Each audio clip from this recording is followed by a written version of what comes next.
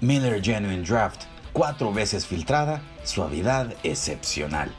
El proceso revolucionario de cuádruple filtrado de Miller Genuine Draft y sus ingredientes de primera calidad le dan un sabor suave, refrescante, con un brillo dorado que no encontrarás en ninguna otra cerveza. Miller Genuine Draft es la cerveza que sabe y luce como ninguna otra, con una elaboración cervecera de calidad mundial, empacada por Miller Brewing Company. Miller Genuine Draft es una cerveza de suavidad excepcional que te hará sentir increíble. Canción 503 es gracias a una cortesía de ProMúsica. ProMúsica, entretenimiento y música a la medida para su evento. Y The Great Marshall, Men's Grooming Parlor. La experiencia de Great Marshall es la de cortes clásicos, música y estilo para los que saben. Haz tu cita al 7743-4284. Nuestro protocolo de seguridad para nuestros clientes y staff nos permite atenderte como te lo mereces. The Great Marshall, Men's Grooming Parlor. Familia, ¿cómo están? Bienvenidos a un episodio más de Canción 503. Recuerde, Canción 503 es gracias a nuestro patrocinador Miller Genuine Draft. Gracias a ellos es que podemos conversar con los pilares de la música salvadoreña, la gente que ha hecho historia con el azul y blanco, la gente que ha hecho canciones que todavía nos mueven, todavía nos ponen a llorar, todavía nos ponen la carcajada en la cara, ¿ok? Mira, para este episodio vamos a entrevistar a una persona que yo le tengo tanto cariño, lo conozco desde hace demasiados años, ¿ok? Y mucha gente nos preguntaba, mira Moisés, ¿y por qué solo gente posguerra has entrevistado? ¿Por qué pocas mujeres? Y ¿saben qué? Tienen razón y es algo que tenemos que ir cambiando. Pues ya dijimos episodios de mujeres, vamos a empezar a entrevistar más mujeres en la historia de la música salvadoreña, pero también vamos a entrevistar a gente que definitivamente ya la vacunaron, ¿ok? O sea, ya ese bloque de edad ya lo vacunaron, ¿verdad? Entonces, como dicen, mire, el primer invitado es ya lo vacunaron y es alguien que le tengo mucho cariño. Vamos a platicar de esa historia cuando hace 5 años me piden, miren, usted puede ser jurado para el Premio Nacional de Cultura y me pareció genial que tuve la oportunidad de elegir a un amigo y ojo, o sea, no es que haya tenido colla y por eso él fue elegido, para nada, se lo merecía 300 veces y se lo volvería a dar el Premio Nacional de Cultura. ¿Qué le parece si le damos la bienvenida al señor Paulino Espinosa? Señor, ¿cómo está? Muy bien, muy bien. Muchas gracias por invitarme y te sigo en este espacio desde que lo anunciaste que venía. Me parece muy importante y que se vaya abriendo a cada vez más expresiones de la música y de la historia. Y, y yo soy testigo de que cuando te llamaron para ser para ser jurado en el Premio Nacional de Cultura, yo mismo te vi varias veces en ese proceso y nunca ni siquiera me mencionaste, No, yo estoy ahí siendo jurado. no, Y no. ninguno de los jurados fue, eso es bien interesante porque Sí. la gente no sabe cómo funcionan esos mecanismos, creen que es de dedo, por Para cherada, nada, para nada. y desconocemos la importancia que eso tiene para la música y para la cultura en general. Pero Entonces, ya vamos a hablar de ese premio, ya vamos a hablar de ese premio, ¿ok? y bueno, estoy a la orden, lo que vos querrás, ya sabes que el cariño es mutuo. No, bien sabes que hay mucho cariño. Hasta la fecha me debes una cena y un almuerzo, vos cocinando, comida mexicana, pero bueno, yo no pierdo la fe, ¿ok? Tengo moles y escamole, aquí ya listo, cuando Ay, señor. querrás. Mire, para la audiencia de Canción 503, ¿de qué vamos a hablar en este episodio? Mire, a quien le dieron el Premio Nacional de Cultura fue a esta banda legendaria. ¿Por qué legendaria? Porque hay leyendas, hay poemas, hay historias, hay lo que se imagine alrededor de esta banda. Cuando hay hasta leyendas, cuentos, historias, poemas alrededor de una banda, es porque algo pasó. Para este episodio vamos a hablar con Paulino Espinoso de Yolo Camba y Ta. Paulino, mira, comencemos. A ver, contanos de tu infancia musical. ¿Tus papás qué escuchaban? ¿Tu papá era el típico que los domingos sacaba la rocola y le daba todo volumen y los vecinos lo odiaban? ¿O tu mamá fue la que te metió? ¿O tus hermanos, tus vecinos? Contanos cómo creciste en el mundo de la música, o nada que ver, vos fuiste el primero de la familia. No, fíjate que mi abuelo, Paulino Carías, que era un empresario en la Unión, él tocaba flauta transversal, ¿verdad? Y una tía mía, Nidia, tocaba piano de cola. Y mi papá tocaba armónica. De hecho, tocando la armónica fue que enamoró a mi mamá, ella nos Yeah. contaba, ¿verdad? Pero como mi papá era hondureño, mi familia viene de la Unión y de Honduras. De hecho, mi abuelo era primo del general Tiburcio Carías, andino de no grata recordación. eh, Mi papá era hondureño y con la guerra, cuando yo tenía 9, 10 años, la guerra con Honduras, él quedó del otro lado, casualmente, porque estábamos planeando irnos a vivir a Honduras. Y entonces yo desde los 10 años crecí sin mi papá, ¿verdad? Porque él estaba al otro lado. La gente debe saber que se cerró la frontera y las familias para vernos teníamos que ir a Huascorán, al puente, y ahí uno de un lado y otro del otro, en medio de la línea divisoria, y nos encontrábamos. Wow. Sí, entonces fue algo bien duro, de la guerra de las 100 horas, que se le llama. Entonces, a los 11 años, es decir, que un año después de la guerra, yo empecé a interesarme por la guitarra, pero yo solito, con una guitarra de palo que le decíamos, de esas que vendían en el mercado, cuartel. Yo empecé a hacer mis pininos, una guitarra de cuerda de metal durísima. Ouch, ¿Verdad? ouch. Sí, de esas que duele, le saca sangre. Empecé a estudiar guitarra, a aprender un poco, pero y empecé a oír la música latinoamericana, porque yo vivía a 2 cuadras, 1,5 cuadras básicamente, de la entrada de Derecho de la Universidad Nacional, Ay, en una colonia que se llama Centroamericana. Es el exacto. Boulevard Universitario, y atrás queda la colonia El Roble, donde hay un parque famoso. Entonces, por el ex Cine Vieites, Cristóbal Colón, era toda esa mi zona. Pero en la universidad había un sistema de altavoces en los edificios grandes, y ahí ponían la música que la gente después le llamó de protesta, ¿verdad? Entonces yo escuché ahí por primera vez a Daniel Biglietti, ahí escuché a Mercedes Sosa por los altavoces, porque se oían en toda la colonia. La ciudad no era tan ruidosa y el sonido llegaba hasta mi casa, ¿verdad? Imagínate que se oía el tren desde Ciudad Delgado cuando pitaba. En la ciudad era distinta los sonidos que habían. Y entonces yo crecí escuchando esa música, y mi casa además era un pupilaje, porque las empresas de mi abuelo habían quebrado en los años 50. Y bueno, era un pupilaje, que todavía es un pupilaje esa casa allí. Y pues eran estudiantes universitarios, entonces yo crecí en ese ambiente de, de oír música y de platicar con la gente. ¿Qué es eso que está pasando? La época de los años 70, de los grandes movimientos magisteriales, estudiantiles, las huelgas, ¿verdad? Las tomas de tierra, y entonces, y las canciones que yo oía hablaban de eso.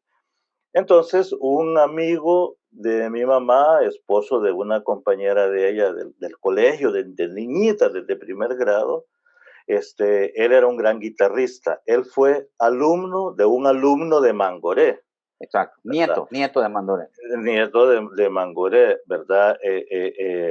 Benjamín Reina se llama. Él fue alumno de Mario Cardona Lazo, que no figura dentro de los 12 privilegiados de Mangoré, pero que Wow. Mario Cardona Lazo se quedó, sí fue su alumno, y se quedó dando conciertos, ¿verdad? Ajá. En cambio, don Cándido Morales se dedicó a ser maestro. ¿Sí? Exacto, exacto, exacto. Entonces yo sería cuarta generación de Mangoré, y estudié 2 años de guitarra clásica con él. Okay. Ya estando en el colegio, yo entré al externado a 7º grado, y en el externado la música cobró una vital importancia para Paulino, mí. Paulino, de eso sí necesito que nos contés y nos empapes un poquito porque yo vengo de esta generación donde en nuestros bachilleratos, en, al menos en 10 colegios, San Francisco, Academia Británica, Escuela Americana, Liceo Francés, en Santa Cecilia, ni se diga, en cada colegio había un grupo o salió un grupo musical y casi todos eran del mismo colegio. Entonces, para nosotros sí entendemos eso. Las generaciones de ahorita, te puedo asegurar que no lo entienden porque no hay ningún grupo de colegio per se de que, el grupo del colegio de tal, ¿verdad? Sí. Del Cristóbal. No, no existe. Pero empapanos tú, por favor, porque sí sabemos que hay varios músicos que salen del externado. Salamanca nos cuenta, sí, el externado, Roberto Salamanca. Entonces, me imagino que él es menor que vos, pero te diste cuenta que, otro más del externado. Entonces, ¿nos podés describir cómo era esa época en el externado? Y aparte de eso, también contanos de los hechos lamentables que se dan en el externado que afectan a muchos alumnos y a la sociedad salvadoreña. Porque creo que es necesario contar la historia completa, no solo tu historia musical. Claro, eso era vital, pero no solo la música, sino que también los partidos de básquetbol, ¿verdad? La selección de básquetbol del externado, la del liceo, que eran las clásicas, los finales de los partidos. Roque Dalton tiene un cuento sobre eso que se llama No siempre fui tan feo, ¿verdad? Cuando le pegan un ladrillazo en la cara peleándose en el gimnasio por un partido de básquetbol, el clásico liceo externado, pero así como había un equipo de fútbol, había un equipo de básquetbol y diferentes cuestiones deportivas, las fiestas de los colegios, el Día de los Cabezones en el externado, habían grupos de música y a veces hasta orquesta. La orquesta Don Bosco, por ejemplo, legendario, de la cual Luis Najarro, un amigo mío que es empresario de audio, él era trompetista, exacto, ¿verdad? De hecho, Leonel López, sí. el cantante estrella de Bronco, ¿verdad? De niño, era el niño que cantaba en la Don Bosco. Un abrazo a Leo López, un abrazo. Sí, era un símbolo en la ciudad, ¿verdad? El niño que canta, sí, el cantante de la Don Bosco. Estamos hablando de mediados de los años 70. Y los demás colegios católicos, ¿verdad? Pero también los maristas. Uno ya sabía que cada colegio marista tenía su grupo de música. Y en el externado había grupos, era la época de que acababa de pasar el boom de los años 69, Woodstock, ¿verdad? El rock ha invadido el país y lo normal era grupos como orquestas o grupos de rock. En el externado estaba el grupo Lobos, por ejemplo, Lobos, okay. que era de rock, ¿verdad? Y Manuel Martínez también sale del externado, ¿verdad? El Bolo Martínez también. El Bolo Martínez, claro, es una generación mucho mayor, pero él se convierte en un gran productor, ¿verdad? De música, tiene su propio estudio. Pero era perico. Bueno, por cierto, él estuvo en Bronco también, fue el tecladista en la época dorada de Bronco. Bronco El Salvador, no Bronco los mexicanos. Exacto. Con zapatos de tacón, sí. Sí, no, sino que de hoy estamos aquí. Eso, sí, lo nuestro. Tantas otras canciones. Entonces, y algo que la gente ha olvidado en la historia, pero que fue fundamental, que ni ellos mismos lo tienen registrado, me refiero a Fe y Alegría. Fe y Alegría es una institución educativa, ¿verdad?, que gestiona educación popular en muchos centros, colegios que ellos tienen en las comunidades. Pues hasta el día de hoy, creo, Fe y Alegría hacía una rifa anual que vendían los boletos entre los alumnos, ¿verdad? Y rifaban carros y cosas importantes. Pues Fe y Alegría en 1975 al final lanzó un certamen de canción para hacer su himno.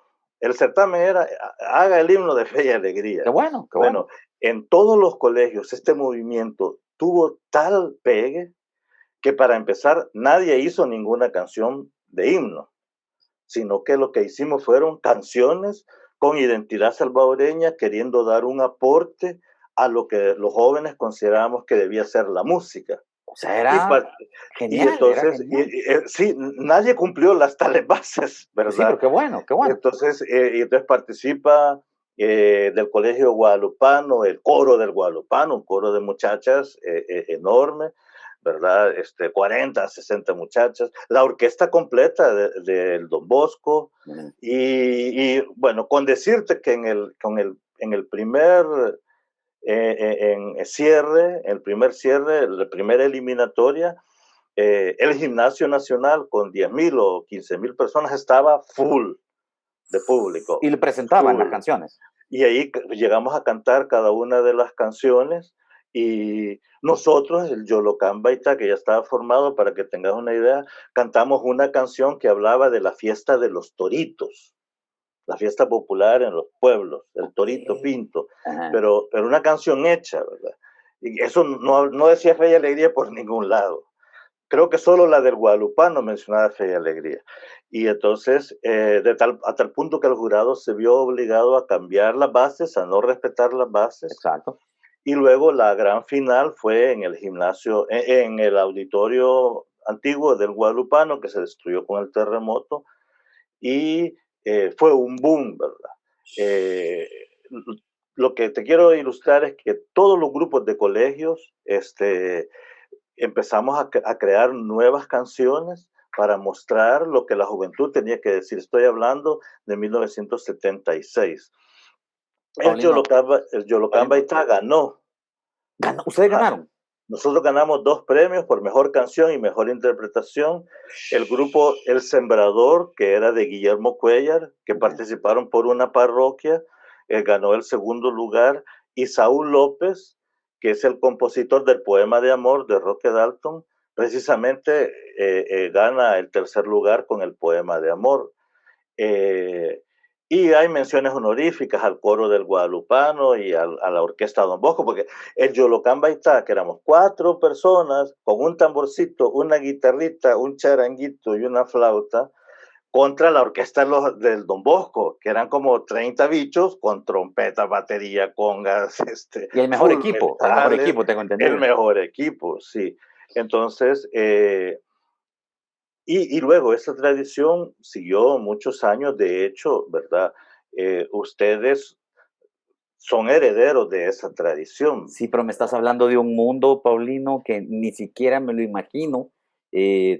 Ahorita, gente joven que esté viendo Canción 503, creo que no entienden cómo se daba eso en un país. Inclusive, yo en los 70s, pues yo acababa de nacer, yo no tengo conciencia de... Mi conciencia inicia con Mazinger Z, ahí comienza mi conciencia, ¿verdad? Con Mazinger Z. Pero antes de eso, nada. Y me estás hablando de una década políticamente tumultuosa, pero me estás hablando a la vez de una década que culturalmente y la juventud era genial. Entonces, ¿qué conflicto ese entre el conflicto del país, político, económico y todo eso, pero a la vez la juventud a través de la música, arte y todo así, hacía cosas que nadie hace ahorita?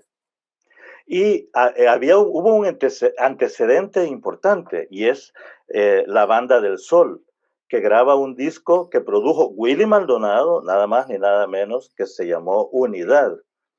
Y la Banda del Sol graba, ahí está Tamba Aragón, Carlos Aragón, que fue muerto en combate durante la guerra del externado. Tamba hace una canción que se llamaba El Planeta de los Cerdos. Y la canción es un hit en plena gobierno militar, ¿verdad? Ese es el gran antecedente. ¿Y quién estaba en ese grupo? Bueno, Fernando York, el cantante. Exacto. Sí, estaba, Manuel bueno, Martínez. Manuel Martínez, Pedro Portillo, era de los hippies de la época que acompañaban, ¿verdad? Entonces, era la efervescencia de la juventud, la influencia de la música norteamericana, Bob Dylan, Janis Joplin, Pete Seeger, el gran padre de la canción folk en Estados Unidos, y el surgimiento que venía desde Sudamérica con la canción folclórica latinoamericana y la trova cubana que estaba despegando. Todo eso se unió, ¿verdad? Wow, es una Todo tormenta eso se perfecta. unió, exacto, y nosotros salíamos a la calle a cantar a las tomas de tierra, a las huelgas de hambre, a los sindicatos, pero también en los colegios. Había una red de festivales en los colegios donde se presentaban obras de teatro. Sol del Río 32, el grupo de teatro, iba y presentaba obras y hacía un tour por los católicos, nos decían, por todos los católicos, Eso ya no Sagrado, existe, Sagrada, eso ya no Asunción, existe. Externado, y luego también por los nacionales, que era el otro sector, ¿verdad? Los nacionales eran uno y los católicos. Y ese movimiento de festivales fue muy importante porque venían grupos de Sudamérica, venían grupos Exacto. de España, de teatro, y pasaban por los colegios. ¿Sí? Eso Entonces, ya no existe, Paulino, eso ya no existe. Increíble. ya no existe y no es difícil de reactivar, fíjate, porque en realidad eso no costaba No, nada a los si colegios. plata hay más plata. Tan solo es que, güey, hay que direccionarla. Paulino, antes de entrar a Yolocamba ya de lleno, sí quisiera que nos contaras un poquito eh, de vos y de tu alrededor, de tus compañeros de colegio, del despertar de la conciencia política. Vale, porque, perdón, pero a una gente nos sucede a los 48, a otras personas nos sucede a los 18 y a otras personas nos sucede a los 25. Es algo así como la madurez emocional. Eso no es obligación de que, ay, sí, a los 18 vas a ser maduro. No, no, no, nada que ver. Le sucede a diferentes etapas a las personas. A vos, ¿te acordás de ese momento en el que te diste cuenta de alguna injusticia? ¿Te diste cuenta de algo que te sacó de onda? Dijiste, hey, esto no está bien, hay que hacer algo al respecto. ¿Recordaste ese momento? Sí, mi mamá era maestra y desde el año 68, 70, 72 fueron las grandes huelgas de Andes, el sindicato de maestros que todavía creo que existe. Y cuando digo grandes huelgas me refiero a 20,000 maestros en paro, ¿verdad? 25,000 maestros en paro. Y épocas de hasta 7, 8 meses sin que los maestros recibieran salario y nosotros vivíamos del salario de mi mamá. Mi papá estaba en Honduras y nos ayudaba pues como podía. Eh, entonces, pasar con los zapatos rotos, no tener un pantalón que no estuviera roto, es una experiencia para un niño de una colonia de clase media para arriba, ¿verdad? Como era la centroamericana en ese momento, el Roble.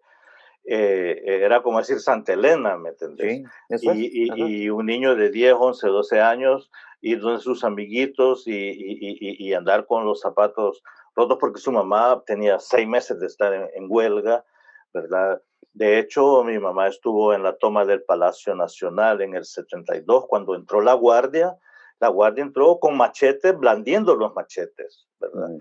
En esa época todavía no te mataban, pero te daban machetazos con la plana. Eso era lo típico, ¿verdad? En la Y, espalda, y que es, dolía. a una señora, pues, ¿verdad? Y esa, pues, a los, te digo, 10, 11, 12 años, nosotros ya sabíamos lo que estaba pasando en este país. Y además ocurre un cambio fundamental en la música latinoamericana. Y es que la Iglesia Católica se había transformado a partir del Concilio Vaticano II y de la reunión de los obispos de Medellín del 68. El externado y muchos colegios católicos se transforman en la opción preferencial por los pobres y eso causa una crisis interna. De hecho, colegios como el San Francisco surgen de ahí, Ujú. de que las familias conservadoras, cuando ven que la iglesia se transforma, pues quiere sacar a sus hijos, ¿verdad? En el externado los niños llegaban a clases, algunos en Mercedes-Benz, manejándolos Es que ellos. el externado era tal vez el colegio con más clash al respecto, porque había gente de mucho dinero, millonarios, y había gente muy pobre.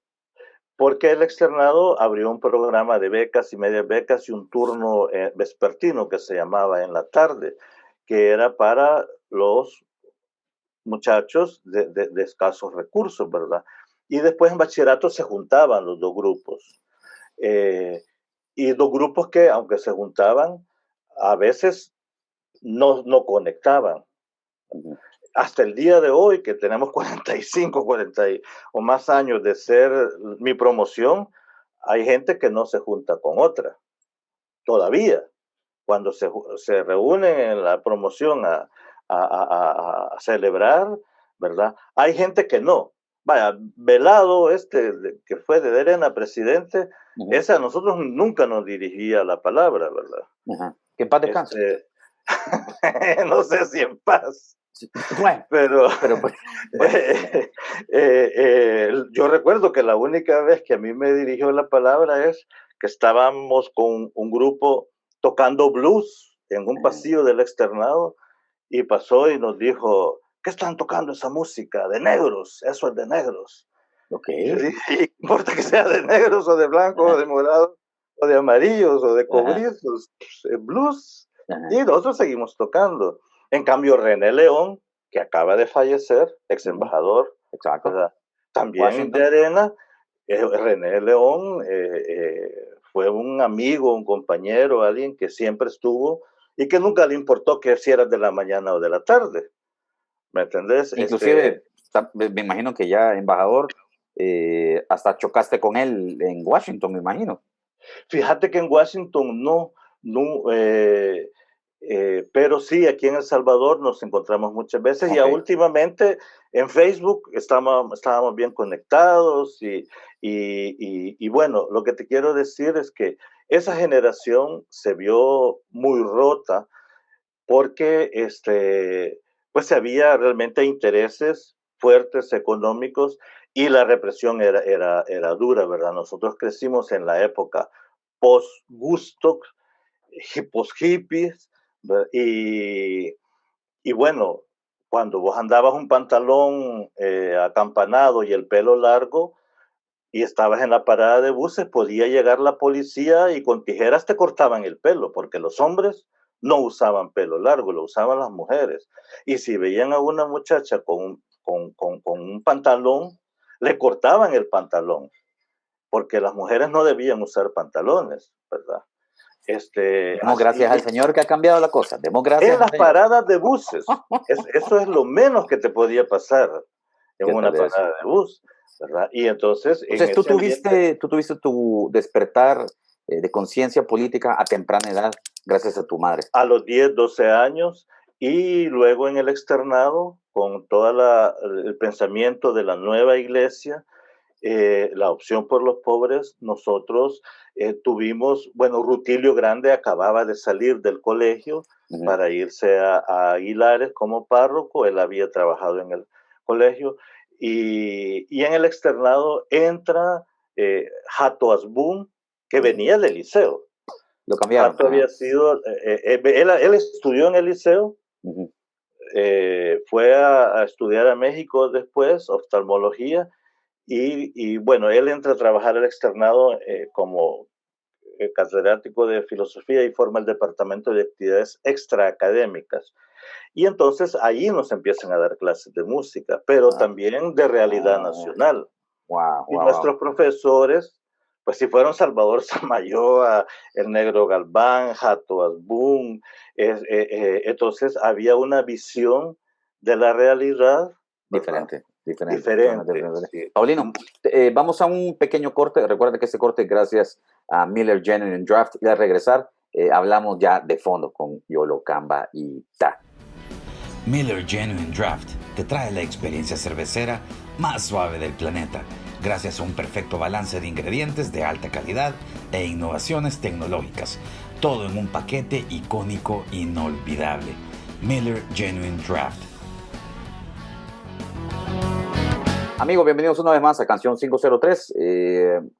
Mire, si a usted el nombre, había escuchado historias, leyendas y todo eso, estamos hablando con uno de los fundadores de Yolo Camba y tal, el señor Paulino Espinosa. Paulino, hoy sí contame, dame la alineación, la original, dame los inicios, dame cómo decidieron juntarse, dame esa historia, dame por favor todos los detalles para que la gente capte, ok, así fue. Ya hablamos de un poquito del pasado histórico político de El Salvador, cómo entra tu nacimiento de conciencia política. El externado estaba, miren, se estaba haciendo un caldo, pero grueso, con todos los alumnos y los profesores, y ustedes forman esto que se llama Yolo Cambaita. Contanos, por favor. Fíjate que estábamos en el Departamento de Actividades Extracurriculares que dirigía Hatos Boom, y ahí estaba el Departamento de Música, que lo dirigía Antonio Asbun, hermano de Hato, que era ingeniero y pianista. Y en ese momento viene de Argentina, dentro de estos grupos que te digo que venían de teatro, de España, de música, viene a El Salvador y particularmente el externado, patrocinado en parte por la ADOC, un grupo de los más duros de lo que se conocía como música de protesta. Uso este término que a mí no me gusta mucho, para que la gente entienda de qué estamos hablando, ¿verdad? Entonces viene el Quinteto Tiempo, que es quien canta por primera vez en El Salvador la canción del Pueblo Unido jamás será vencido. Antes esa canción no se conocía. Esa era la línea dura de ellos. Entonces viene... Y lo van a cantar al externado. Al externado y a los colegios católicos. Van al guadalupano, que ahí las monjas eran bien conservadoras, eran mexicanas, de las más tradicionales. Van al Sagrado Corazón, Sagrada Familia, Asunción, pero también van a El Paisnal con Rutilio Grande. Yo fui allí como Marañón, ¿verdad? Han de saber, no sé si he explicado el término. Y Marañón es el que le carga el equipo y los instrumentos a los músicos. Las maletas, el cargador. Entonces yo fui de cargador, y el Quinteto Tiempo impacta grandemente a la juventud. De hecho, una canción que ellos cantaban, El río está llamando, de Julio Lacarra, se convierte en número 1 en la radio femenina, ¿verdad? Mauricio Valdés, número 1, El río está llamando. Ven, vamos ahora, ¿verdad? Dice la canción, que esperar no es saber. Y al final dice, adelante, vamos adelante. Es una canción de lucha, ¿verdad? El sable silencia y huye a la sombra, dice la canción. Una alusión directa a los militares golpistas de la época. Exacto. Y fue era en toda Latinoamérica, era en toda Latinoamérica, no solo en El Salvador. Claro, por supuesto. Y fue número 1 en la femenina. Mauricio Valdés, que era del grupo Maucuta, era locutor de la femenina y él la puso. Moyo le decían, era el locutor de la época, la estrella en ese momento. Y nosotros nos motivamos mucho por el grupo, los acompañamos, conocemos su música, y viene la masacre del 30 de julio, que fue a eso de las 5 de la tarde, en la 25, entre el externado, el hospital, que hoy se llama Profamilia, que en aquella época era la Policlínica Salvadoreña, y el puente que hoy pasa sobre la Juan Pablo II. Allí emboscaron a los estudiantes con tanques, tanquetas, camiones, aviones, ¿verdad? Disparando contra los estudiantes universitarios. Y en el externado tiraron una bomba lacrimógena que cayó en la piscina. Mi aula, mi ventana, yo estaba a la orilla de la ventana y estaba frente a la piscina desde el segundo piso del externado. Yo vi caer la bomba y bueno, sufrí los efectos del gas, y también dispararon desde una avioneta al externado, ¿verdad? Hay un testigo que dice, cuando veo que las balas en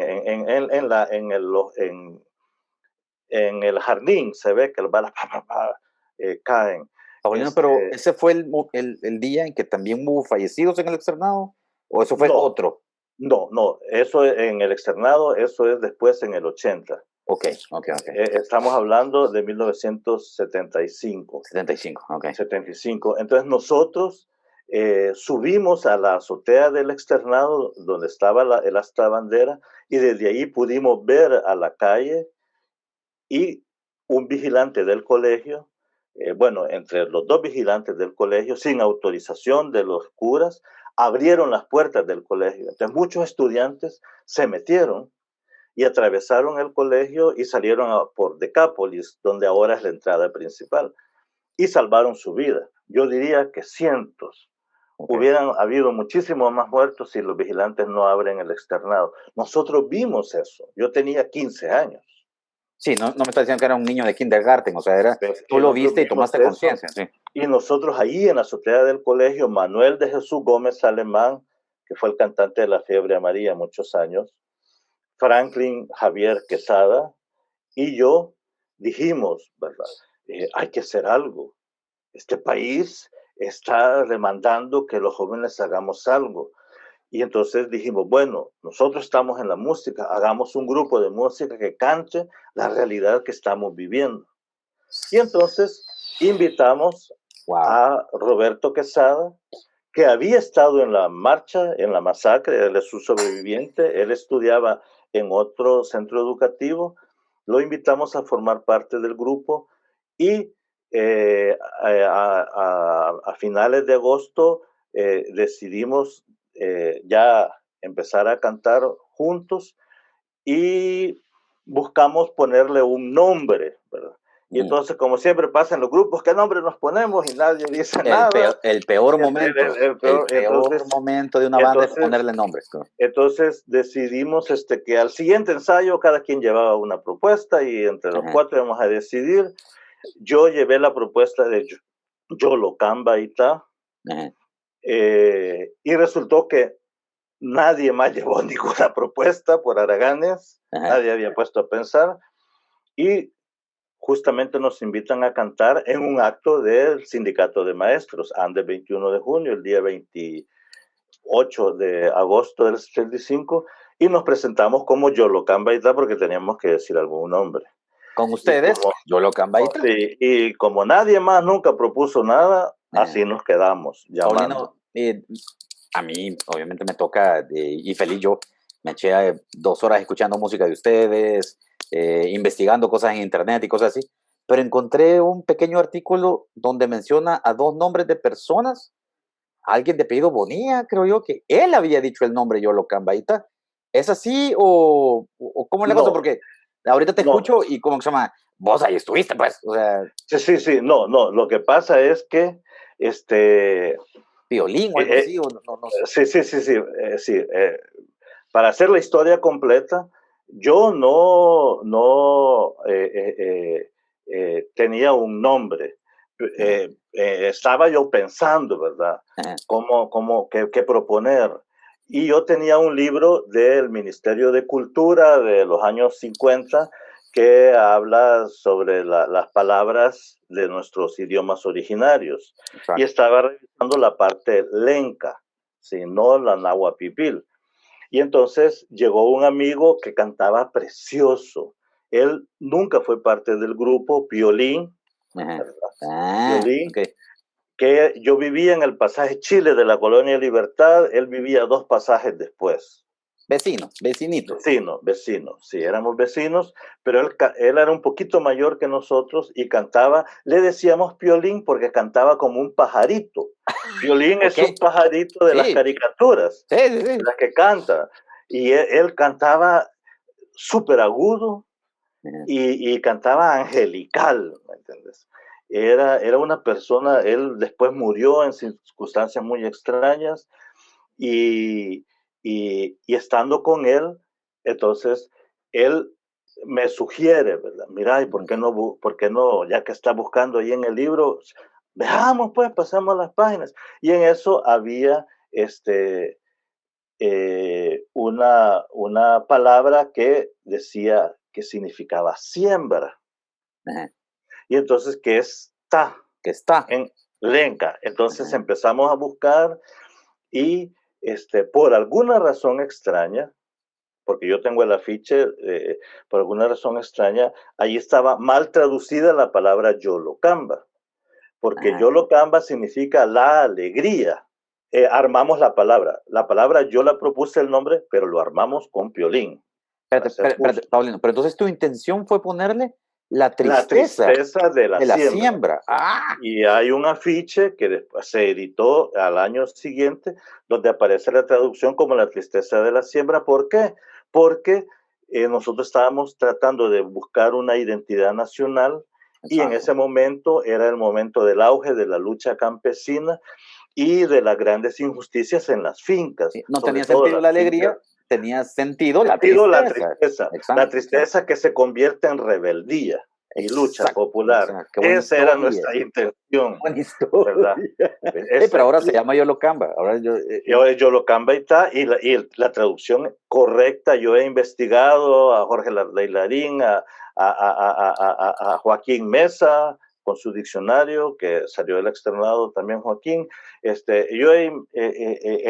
irrefutable que la traducción correcta es la alegría de la siembra. Pero fíjate que, ¿cómo se dice la tristeza? ¿Averiguaste o nunca averiguaste cómo se dice la tristeza?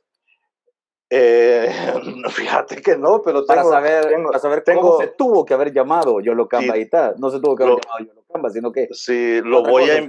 lo voy a investigar. Tengo 2 o 3 diccionarios lencas. Okay. El de lengua lenca. Bueno, los lencas no tienen una lengua lenca, sino que ellos hablaban potón. Okay. Es en rigor, ¿verdad? Okay. Potonico, aquel pueblito de por Chalatenango, viene hasta aquí llegaron los que hablan lenca, significaba o potón. Entonces, en potón, esa es la traducción. De hecho, nosotros cantábamos una canción sobre cómo se hacía la miel de panela. Okay. ¿Verdad? Desde que se siembra la caña. Y has de saber que no hay nada más duro que sembrar caña y convertirla en miel para hacer azúcar. Eso es lo más triste que puede existir. Y esta canción de Roberto Quesada decía, ¿verdad? La siembra fue dura, la cosecha peor, dejamos sembrados surcos de dolor, dice la canción. No, qué duro, qué duro. Cuando se siembra la caña y se convierte en miel. Entonces, de ahí viene el nombre y esa fue la primera alineación que duró hasta 1977. En 1977, en febrero, fue el gran fraude electoral contra la democracia cristiana. Nosotros hicimos un festival de música antes de las elecciones porque un cantor salvadoreño, William Armijo, iba para Francia. Y era su despedida, pero también era el último del poeta, ¿no?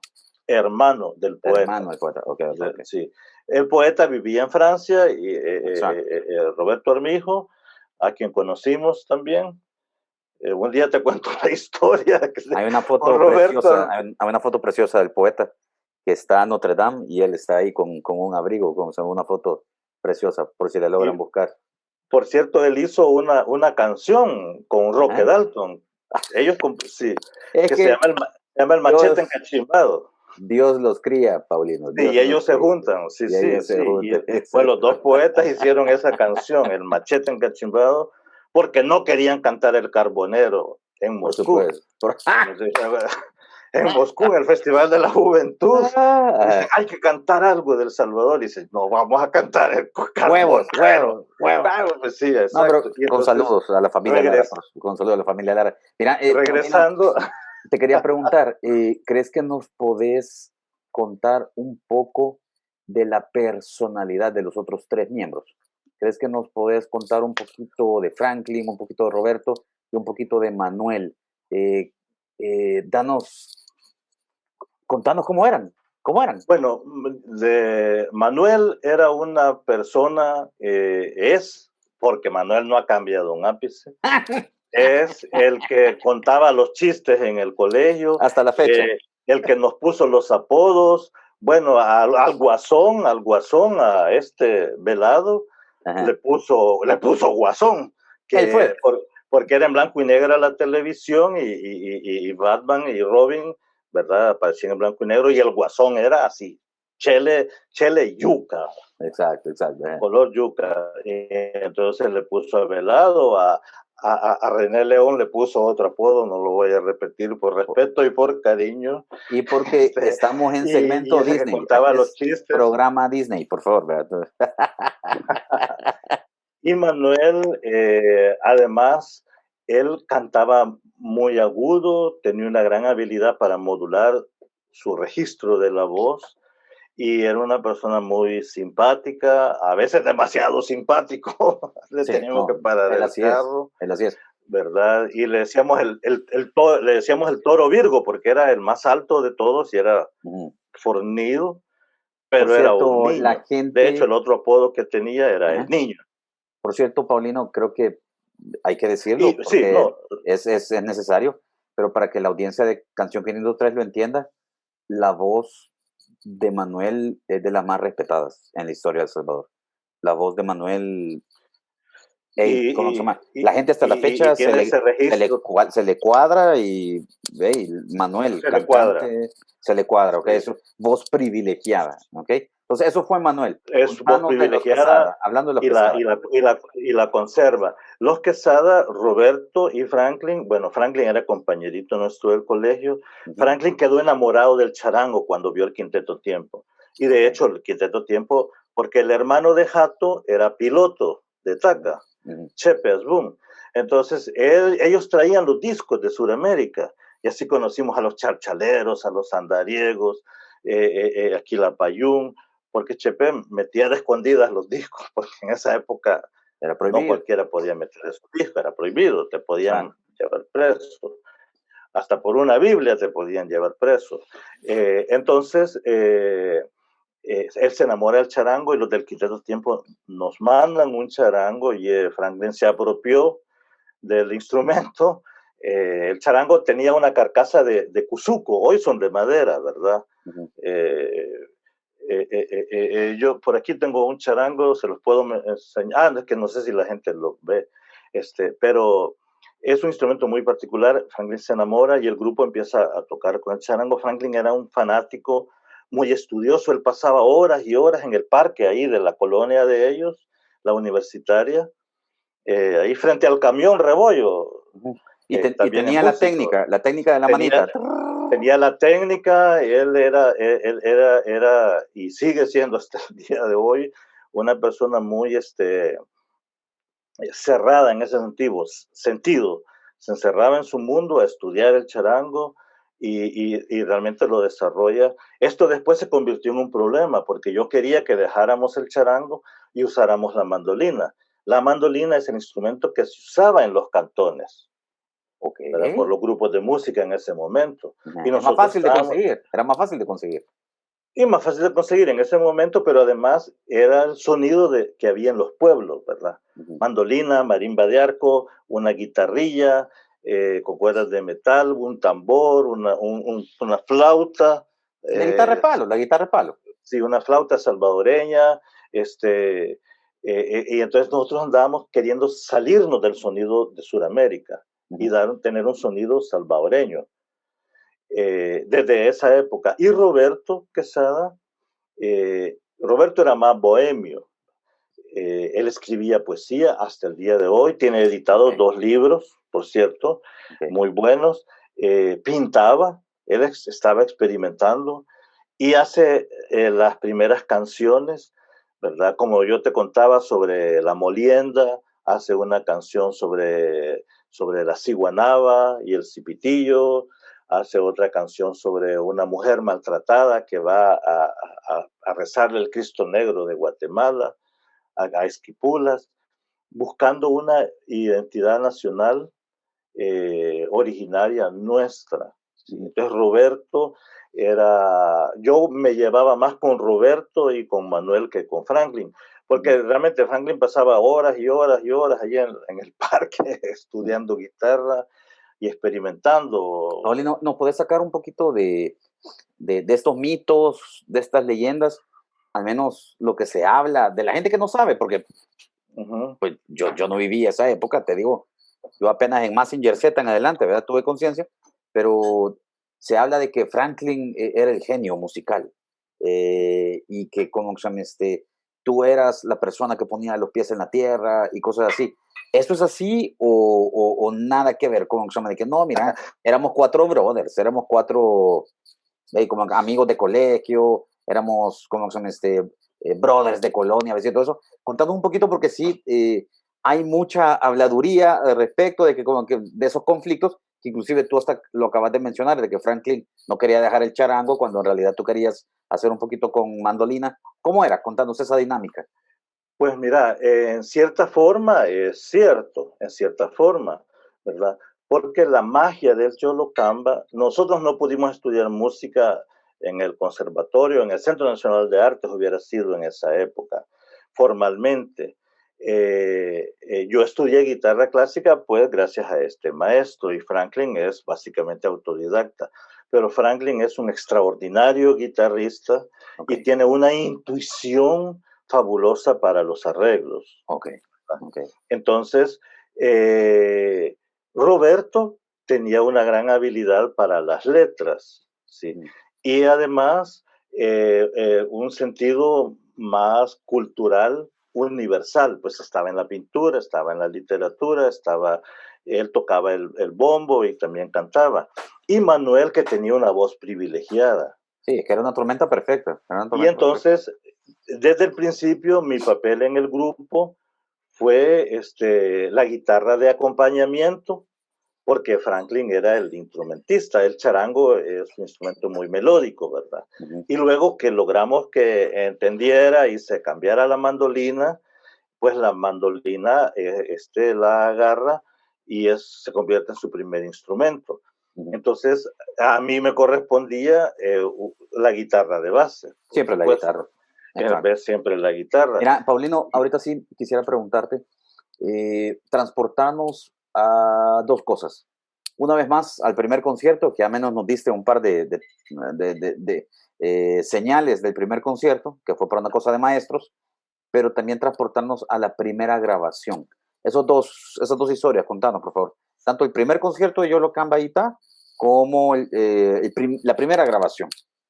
Sí, el primer concierto es en ese evento de Andes, que debo de decir fue en el Teatro de Cámara, que hoy se llama, no sé si sigue llamándose así, Teatro Roque Dalton, que es un teatro hundido que está ahí por San Miguelito, ¿verdad? En la 25, ¿verdad? Sí, no, en la 29. 29, perdón. La 29, la calle que va...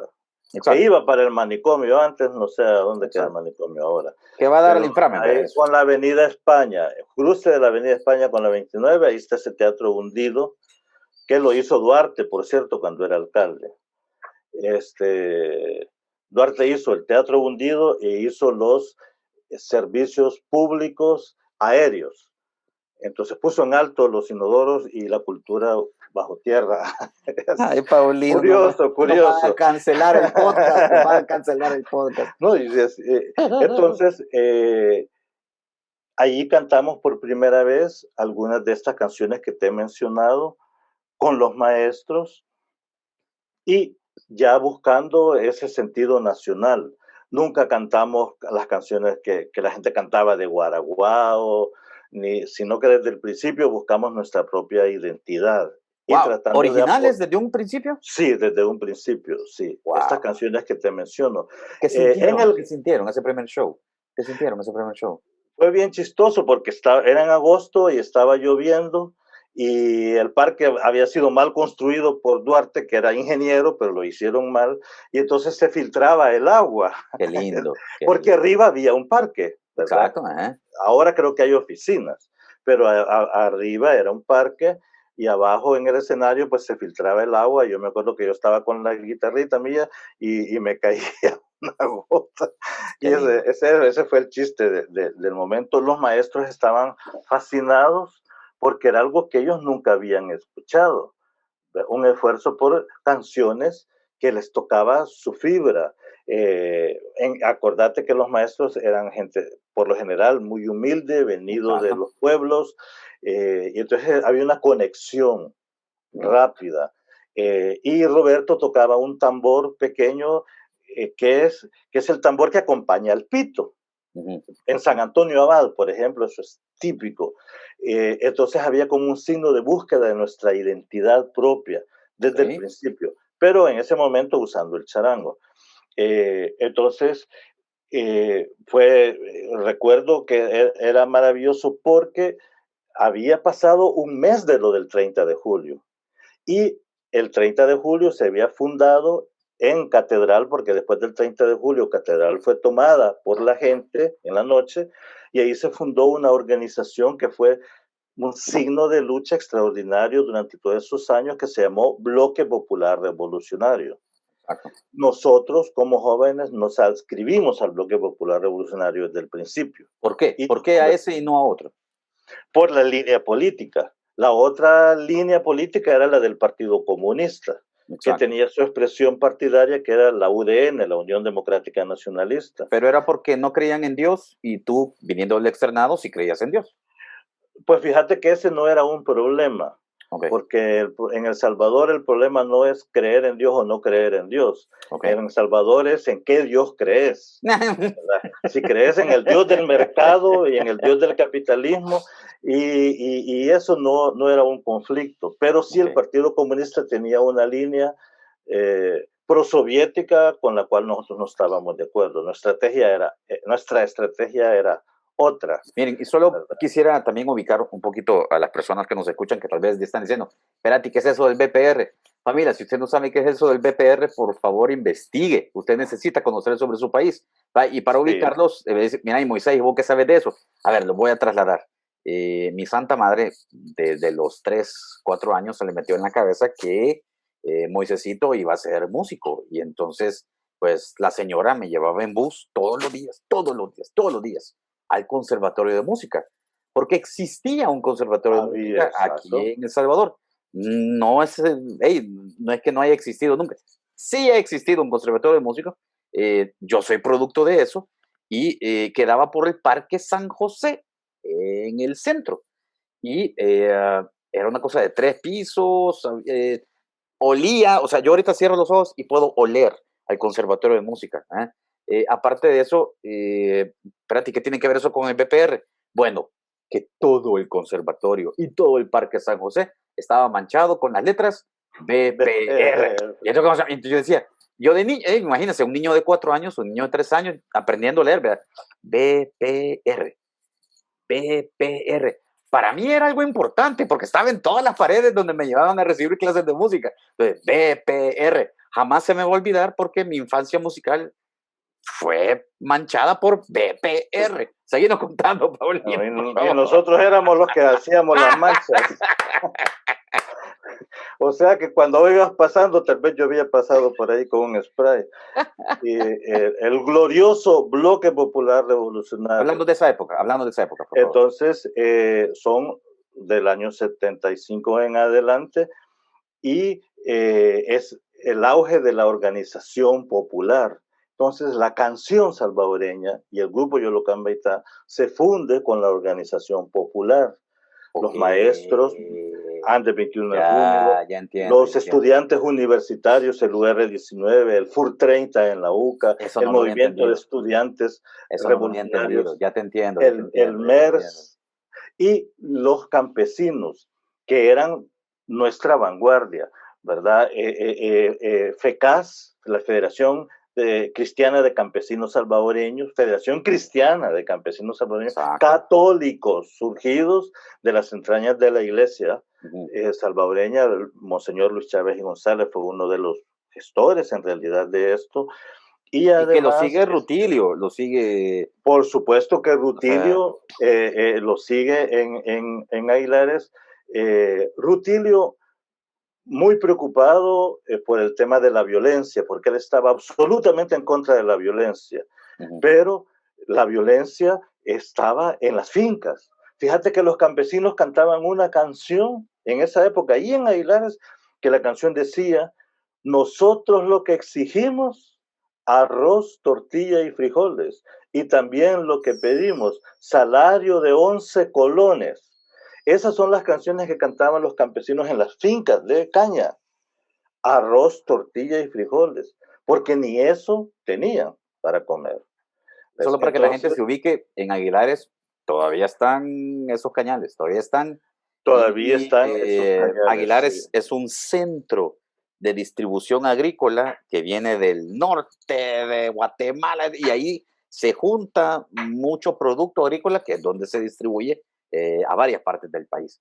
Entonces es muy interesante que nos contes todo eso, Paulino, qué increíble. Y esa organización se convirtió en un movimiento de masas más poderoso de todas las organizaciones que hubo. No organizaciones armadas, ni organizaciones violentas, organizaciones que antes era un sindicato legalmente constituido, ¿verdad? Y a eso se agregaba los trabajadores de la industria, manufacturera, industria semipesada que había aquí, Acero S.A. Hubo una huelga famosísima de esta fábrica, y el León, etcétera, que hoy es un centro comercial, el León, precisamente, ahí también por la 29. Entonces, ese auge de lucha fundió la música, el teatro, la danza, la poesía, Ustedes eran con la lucha la popular. batuta musical. Ustedes eran los Nosotros, que transformaban en música y canciones el mensaje. sí. De hecho, ayer me estaba acordando de una canción que hicimos más adelante con el Yolocán Baitá, que se llama Producción de Guerra. Nosotros estábamos en Montreal y nos dicen, en El Salvador, ya cuando la guerra había tenido auge, en El Salvador, en las zonas campesinas donde la guerrilla se ha instalado, hay que hacer producir la tierra. Entonces los campesinos, habitantes de esas zonas, San Vicente, Chalatenango, Morazán, se están organizando para sembrar arroz, frijoles, maíz, la milpa completa, algunas legumbres, etcétera, para producir la tierra para que la gente en esas zonas controladas por la guerrilla tenga alimento. Entonces, y ustedes como artistas tienen que hacer algo, nos dicen. Estábamos en Montreal. Y tenían razón. Entonces nosotros, ¿qué hicimos? Hicimos una canción que se llama Producción de Guerra, porque era producir la tierra para la guerra, ¿verdad?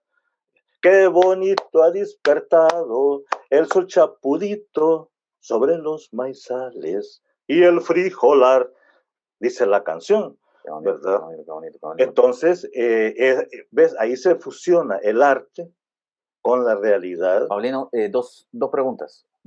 ¿Qué decían sus padres? ¿Qué decían sus papás?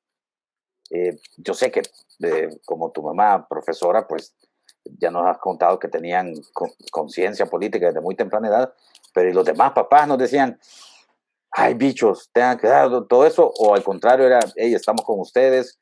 ¿Cómo era la situación? Era bien difícil, y eso me toca en el alma porque nuestros padres nos apoyaban, pero tenían miedo. Ahí te mataban en una manifestación, ¿verdad? De hecho, imagínate que yo fui herido de bala en una marcha y pasé 15 días sangrando porque no tuve atención médica, y mi mamá nunca supo. Se muere. Mi mamá, de hecho, murió sin saber que yo había estado herido de bala en la casa, sin atención médica. Pues porque se hubiera muerto. Mi mamá, por supuesto que nos apoyaba. Pero ¿no es eso lo que truncó tu carrera de futbolista de la Alianza? ¿O no nada que ver? No. Fíjate que yo nunca he practicado ningún deporte. De hecho, no sé cómo se juega el fútbol. No sé que, vaya, un secreto que nunca lo he dicho a nadie. Dígalo. Una vez fui a un estadio y lo único que yo sabía era que en el fútbol la pelota no se tocaba con las manos. Ajá. Y esa vez que fui al estadio, me entero que había dos que sí tocaban la pelota con las manos. Y entonces yo digo, entonces me han engañado toda la vida. Se llama fútbol, balón, pie.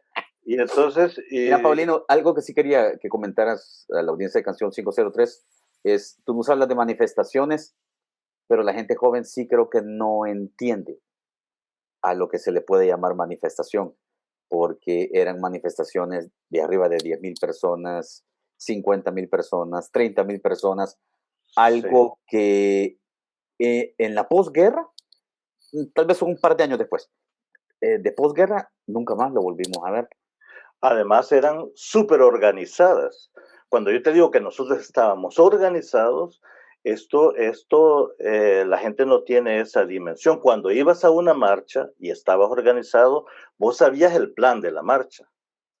Había señales y contraseñales antes de la marcha, antes de la manifestación. Hoy se dice marcha, pero nosotros decíamos manifestación. Y como vos decís, eran de 10,000, 15, 20,000, 50,000. Una vez metimos 300,000 personas el 22 de enero de 1980.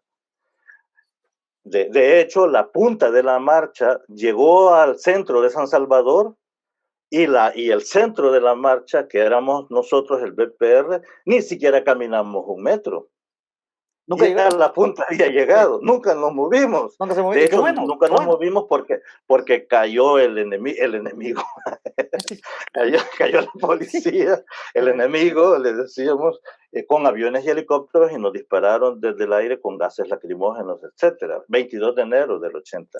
Paulino, Pero cuando íbamos... ustedes como, perdón que te interrumpa, ustedes como Yolocán Baita nunca tuvieron, bueno, están vivos los cuatro, nunca tuvieron un suceso así lamentable donde se encontraran con un cuerpo policial o algo así, que los amenazaran o algo así. Muchas veces, muchas veces. El fuego cruzado, yo la vez pasada estaba escribiendo, porque a mí me gusta investigar y escribir, estaba viendo fechas de masacres, les decíamos nosotros, y por lo menos, no siempre estuvimos, porque Manuel Gómez salió en el 77 y nos quedamos solo Franklin, Roberto y yo, hasta el 80.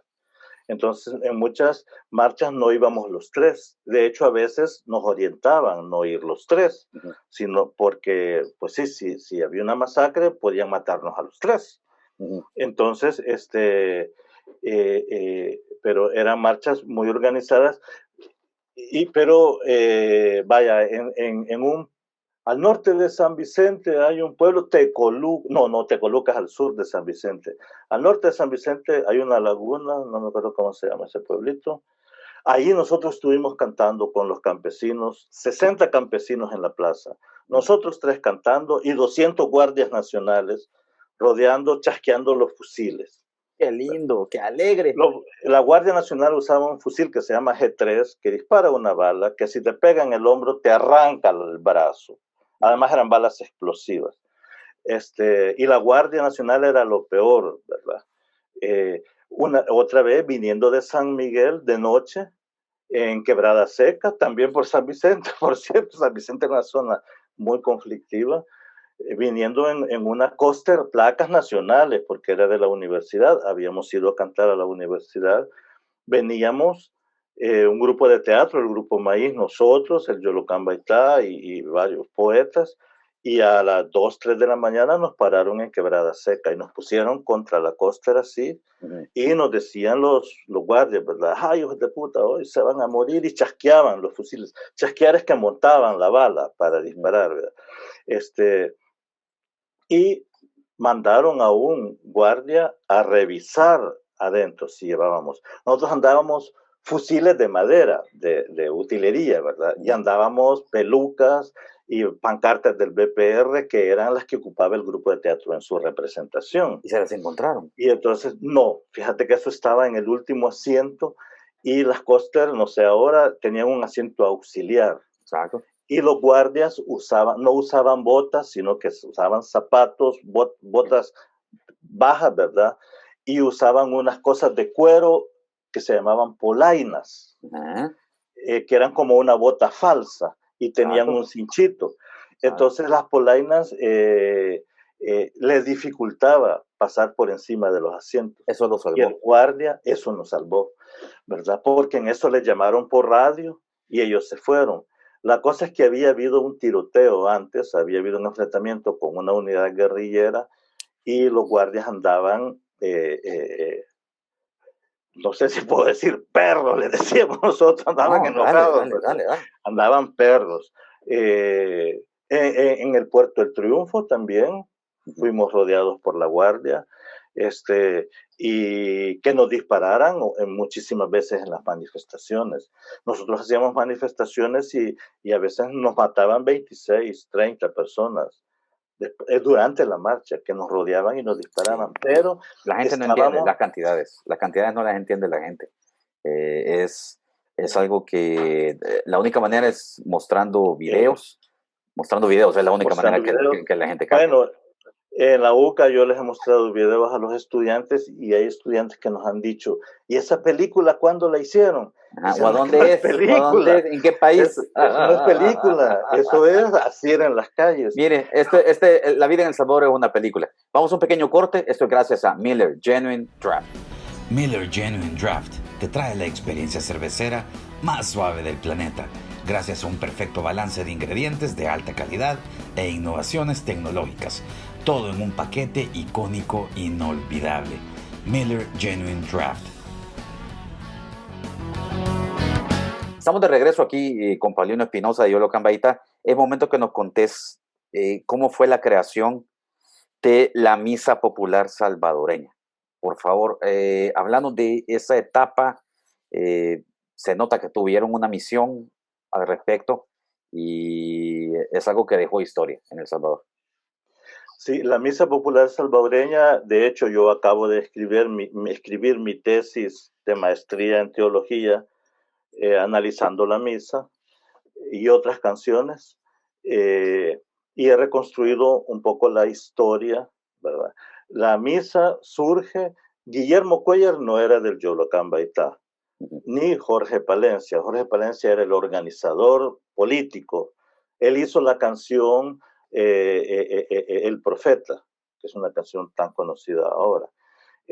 Jorge Palencia. Entonces, Guillermo estaba metido en las comunidades cristianas de base, precisamente en la iglesia San José, donde vos pasabas cada vez que ibas a clases. En esa iglesia estaba su comunidad y él allí hacía canciones. Entonces, él conoce la misa nicaragüense de Carlos Mejía Godoy y le impacta.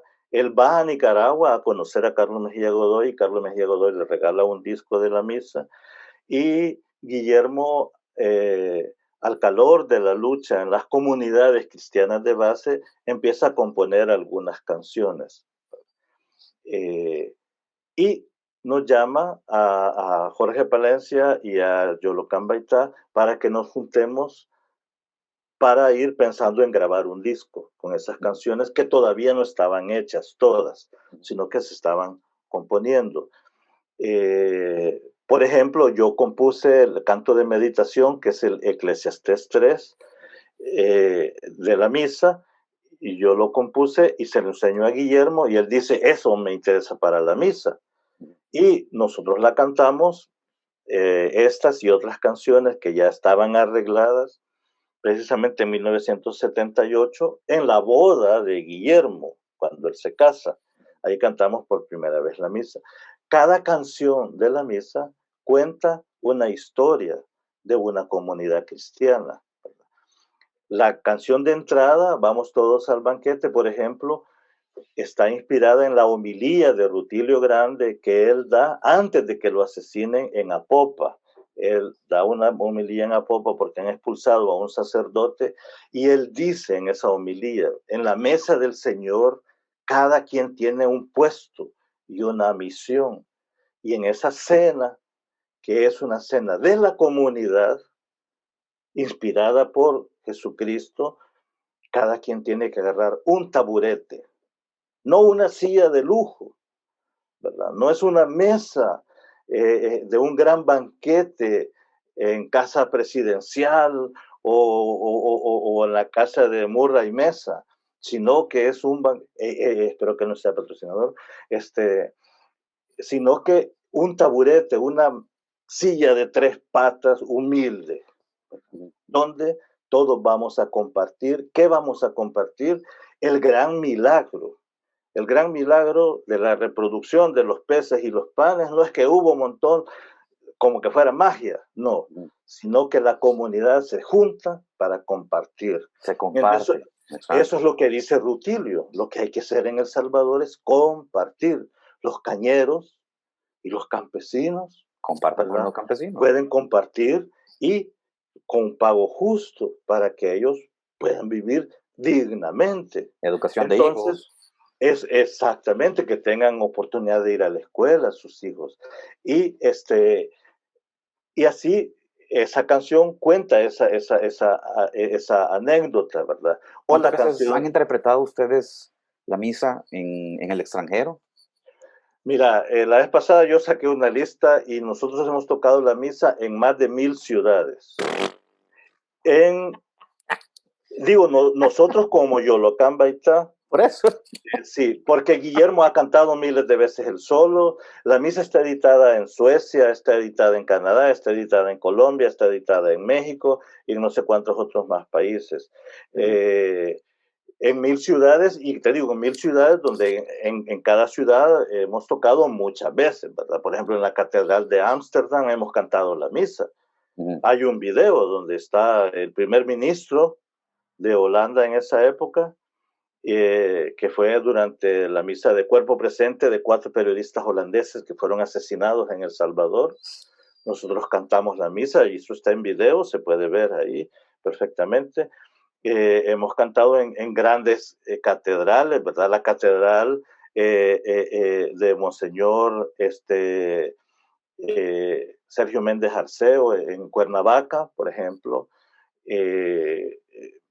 Podría ser una lista enorme, pero por decirte una idea, Canadá nosotros lo hemos recorrido del Atlántico, de la isla de Vancouver, ni siquiera Vancouver, sino más allá de Vancouver, en la isla, hasta la isla de St. John, Terranova, Newfoundland, a la otra punta. Exacto. ¿Verdad? De punta a punta. Cantando de iglesia en iglesia. Eso te puede dar una idea. Y a veces cantábamos 4 veces en el día. Contanos cómo fue la situación del exilio. Contanos cómo el país ya no era viable para ustedes estar acá y más de alguna gente dijo, ¿por qué no se quedaron luchando? Bueno, explícanos, por favor. Sí, tiene que ver con la misa.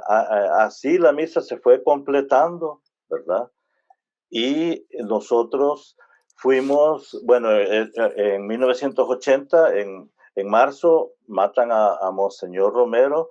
De hecho, el día antes de que lo asesinen, Monseñor Romero lee el texto de una de las canciones de la misa, lee el Gloria, ¿verdad? Pero los ricos, los dioses del poder y del dinero se oponen a aquella transfiguración, lee Monseñor. Por eso vos ahora sos, Señor, el primero en levantar tu brazo contra la opresión. Y el pueblo, miles, le aplauden. Eso está grabado.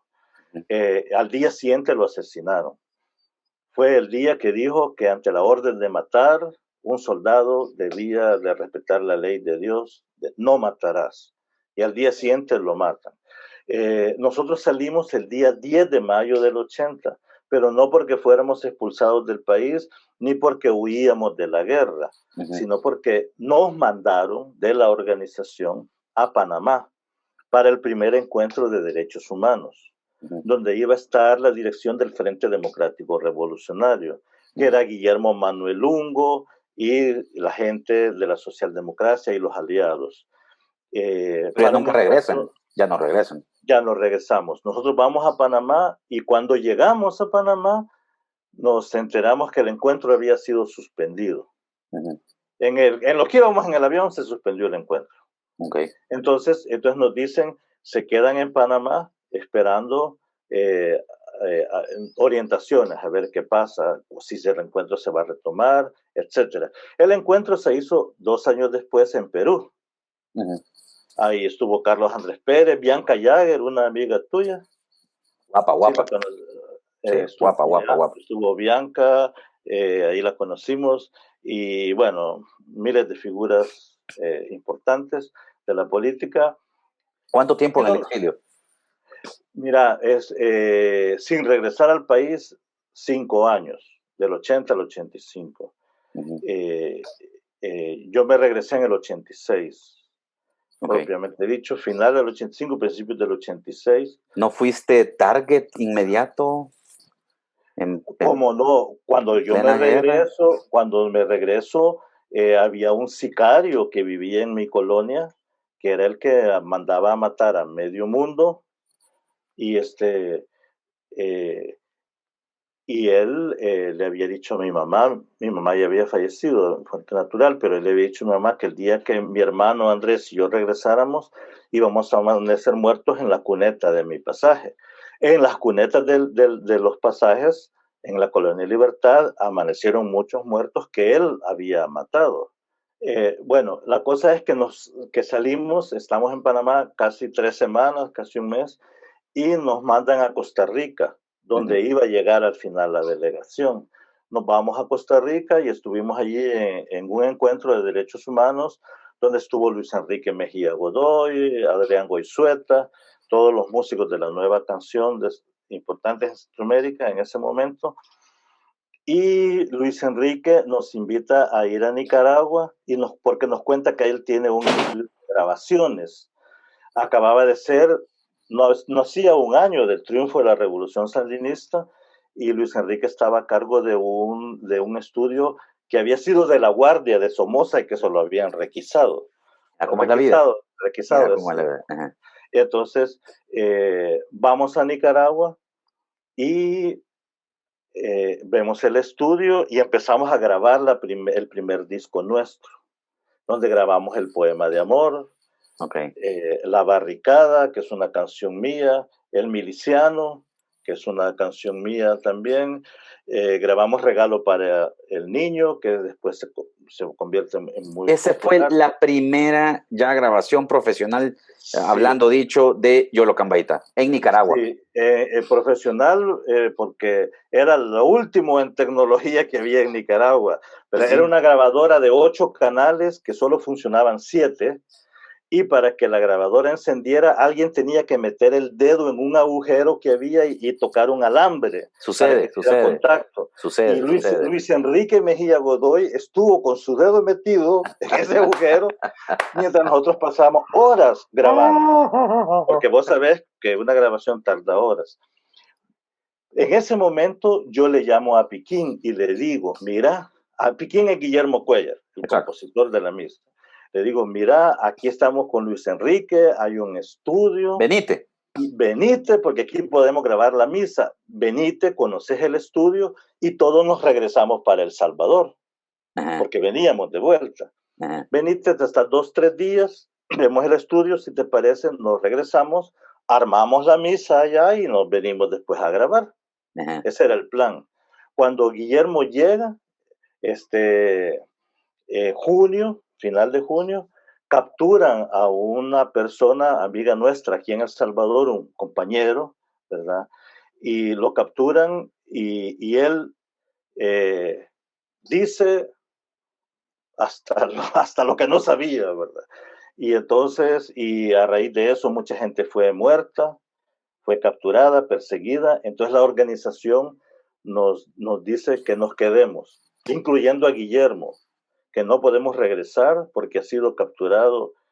Él apareció en la televisión y en la prensa diciendo que él era el responsable económico de las FPL, lo cual era absolutamente falso. Pero como te digo, dijo hasta lo que no sabía. No podían regresar, era imposible. Pues no podía. Por eso es que en realidad nos quedamos y participamos en el primer aniversario del 30 de julio. El primer aniversario de la revolución, ¿verdad? Y en ese año también es que se da lo del externado. Eso es 1980, eso estamos hablando de junio. Luego, el FDR, la delegación que había estado en Costa Rica, Juan Chacón, Manuel Enrique Córdoba, que había sido ministro de Agricultura de un gobierno del PCN, Guillermo Manuel Ungo, Manuel Franco, van a México en agosto. Y entonces nosotros nos mandan a México para estar con la delegación que habíamos estado en Costa Rica. Exacto. Estando en México, en agosto, Guillermo hace una gestión con Monseñor, que te había mencionado, en Cuernavaca, Sergio Méndez Arceo. Don Sergio Méndez Arceo había hecho el Comité Monseñor Romero y él financia la grabación de la Misa Popular Salvadoreña. Entonces, estando en México para recibir al FDR, a Manuel Franco, a Enrique Álvarez Córdoba, a Juan Chacón, nosotros aprovechamos y grabamos la Misa Salvadoreña en México, en estudios Pentagrama, gracias también al apoyo de una de las comunidades de base de México, ¿verdad? Y Modesto López, que es un productor mexicano, él nos apoya y nos orienta para trabajar en Public Servicios, que era el estudio donde toda la izquierda grababa. Ahí grababan los Mejía Godoy, grababa Salampay, todo el mundo. Eso estamos hablando en agosto. Y de ahí de agosto nos mandan para Europa, porque había unos eventos. Entonces nosotros llegamos a Europa para recaudar fondos. Para recaudar fondos, sí. Okay. Entonces ya para esa época la mandolina era nuestro instrumento. Para la misa ocupamos una formación lo más salvadoreña que pudimos. Guillermo, esto es importantísimo para la historia de la música en este país. Cuéntele. En las comunidades cristianas la gente cantaba así. Tenía un grupito que tenía una mandolina, una guitarra, a veces un acordeón o una concertina y un contrabajo. Y luego un grupo de mujeres que eran el coro. Y las mujeres cantaban la primera voz y luego una segunda voz que era una tercera arriba. Exacto. De manera natural. Nadie les decía cantar una tercera. Hay gente que canta una tercera y que no puede cantar otra voz aunque tipo boleros y tríos. Tipo boleros y tríos. Exacto. Sí. Y la comunidad responde en conjunto. Entonces, con ese diseño, más la marimba de arco, más un tambor, nosotros hicimos esa formación que sería como el grupo típico salvadoreño que hubiera visto en Izalco en ese momento. Exacto. ¿Verdad? O en una iglesia, más la marimba de arco, como un elemento de nuestra identidad que estaba sin ser utilizado y que prácticamente ahora se ha perdido. La marimba de arco es una marimba que no tiene patas y que uno se sienta en una silla y se sienta sobre el arco y la marimba va en las rodillas. Esa es la marimba de arco. Mira, Paulino, te quería preguntar si te tocara hacer un análisis, ¿cuáles fueron los verdaderos, ya con la mano en la conciencia, años de actividad de Yolocambaíta bajo tu lente? ¿Cuáles serían los años de actividad? Porque si algo, somos amigos tú y yo y hasta, ¿verdad? En eso tenemos cosas en común, pues con Adrenalina pasamos 15 años sin dirigirnos la palabra. 15 años. Pero nada, ni un hola. Entonces, ¿pasó algo semejante contigo y con Yolocambaíta, con algún miembro? ¿O siempre han estado activos? O no, mira, han habido bloques de tiempo donde en efecto no existió Yolocambaíta. Mira, han habido bloques de tiempo y precisamente ese periodo fue un periodo de 10 años, del 75 que nos fundamos hasta diciembre del 85 que terminamos una gira en Inglaterra. Ese es el periodo de actividad de Yolocambaíta. Sí, nosotros estando en el 85 en Alemania, noviembre, y te puedo decir el día y la hora porque ese día y a esa hora en Colombia el M-19 se tomó un edificio y fue un escándalo mundial y nosotros estábamos viendo las noticias cuando decidimos desactivar el grupo, estando en Alemania. Okay. ¿Sí? La razón es básicamente porque el objetivo, el grupo había surgido para dar una respuesta musical ante el auge de la lucha popular. Exacto. Y esta es otra historia de la que podemos hablar en otro momento, pero en el 83 había sido asesinada la comandante Ana María y se había suicidado el comandante Marcial. Y a nosotros nos habían expulsado del FMLN a finales de 1983. Okay. Nosotros quedamos por la libre fuera del FMLN el 84 y 85. El 85. Entonces ya nosotros no militábamos y el dinero que nosotros recaudábamos, todo ese dinero iba para el frente. Nosotros nunca nos quedamos con nada. Nosotros vivíamos sin 5 en la bolsa, a veces sin tener dinero ni para comer, y nosotros el dinero lo entregábamos. Pero entonces ya no tenía sentido seguir haciendo giras, ¿verdad? Y ya mi hermano Andrés se había regresado al país, entonces Franklin y Roberto decidieron quedarse en México. Al terminar la gira, estando en Inglaterra, diciembre del 85. Pero yo me fui unos días a Alemania, y regresé propiamente el 86 a vivir aquí. Sí, así fue la cosa. Y, y bueno, desde entonces yo me quedé aquí. El 86 fue un año muy duro en la guerra, ¿verdad? Pero lo que sí quisiera decirte es que eso fue el Yolocamba clásico, donde siempre estuvimos Roberto, Franklin y yo. Exacto. Y en el 80 había entrado en Nicaragua, pues Guillermo, que se quedó forzado, y en agosto, cuando llegamos a México, Álvar Castillo estaba en México, y ahí nos juntamos los 5. Y corregime, pero también un miembro de Adrenalina también estuvo en Yolocambaíta. Quique Torres fue, creo que, percusionista a mediados de los 90s, a una Sí. formación rara, o sea, todo Sí, extraño. es que después del 85, 86, bueno, como Franklin y Roberto se quedan en México, ellos en México se ponen a estudiar música formalmente, ¿verdad? Entonces Franklin toma talleres de guitarra y bueno, Franklin perfecciona su técnica. En ese tiempo el grupo no existe. Pero prácticamente ellos se quedan con el nombre Yolocambaíta, los Quesada. Mira, para la historia y que quede grabado aquí en el Exacto, podcast, por favor. en noviembre y diciembre del 85, Franklin nos propuso desintegrar el grupo y nos propuso que hiciéramos el pacto de nadie volver a usar el nombre. Ajá. Franklin tenía miedo de que como Herbert se había venido, Andrés se había venido, Nestalí Valiente se había venido, yo estaba aquí, éramos más los que estábamos en El Salvador que él allá en México. Y que lo volviéramos a armar aquí con el mismo nombre. Exacto. Ese era su temor. Ahorita hay 2 grupos Quilapayún, aparentemente, hay 2 Intilimani, pero el Intilimani histórico. Sucede. En el rock igual, en el rock igual.